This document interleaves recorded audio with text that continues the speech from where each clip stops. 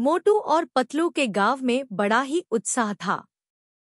एक दिन गांव के लोगों के बीच एक अजीब खबर फैल गई। जंगल में जादुई मोती की खोज है। लोग चर्चा में डूबे रहे और मोटू और पतलू ने भी उसे अपने आप में एक रोमांचक काम माना।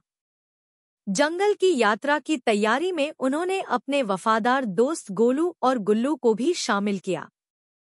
सभी चारों ने मन ही मन सोचा कि कैसे होगा जंगल का अनुभव और क्या-क्या अजीब चीजें उनको मिलेंगी। जंगल का सफर शुरू हुआ।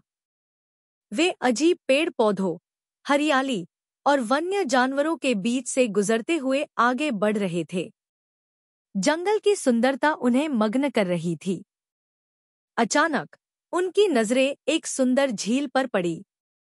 वहां का पानी इतना साफ था कि वे उसमें अपनी प्रतिबिंब देख सकते थे। झील के किनारे पर खड़ा एक लंबा पेड़ था और उसके ऊपर एक बड़ा मोती चमक रहा था। मोटू, पतलू, गोलू और गुल्लू ने अपने आप को वहां तक पहुंचाया। पर मोती तक पहुंचते ही वह एक जादुई जंगल में ले जा गया। उनके पास एक ही रास्ता था, वह अंदर जाना। जंगल में घूमते हुए उन्हें एक अद्भुत संग्रहालय मिला, जिसमें जादुई पेड़ पौधे और जादुई फूल थे। पर संग्रहालय में एक बड़ी समस्या भी थी।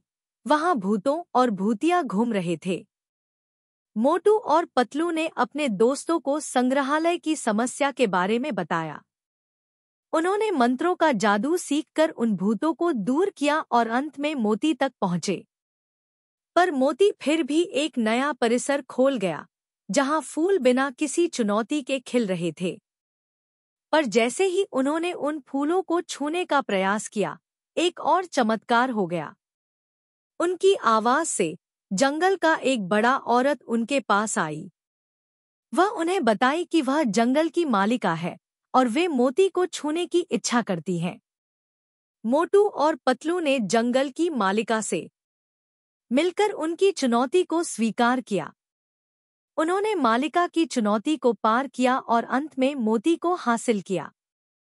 इस सफर के दौरान मोटू और पतलू ने अपने दोस्तों के साथ टीम वर्क और धैर्य की महत्ता को समझा।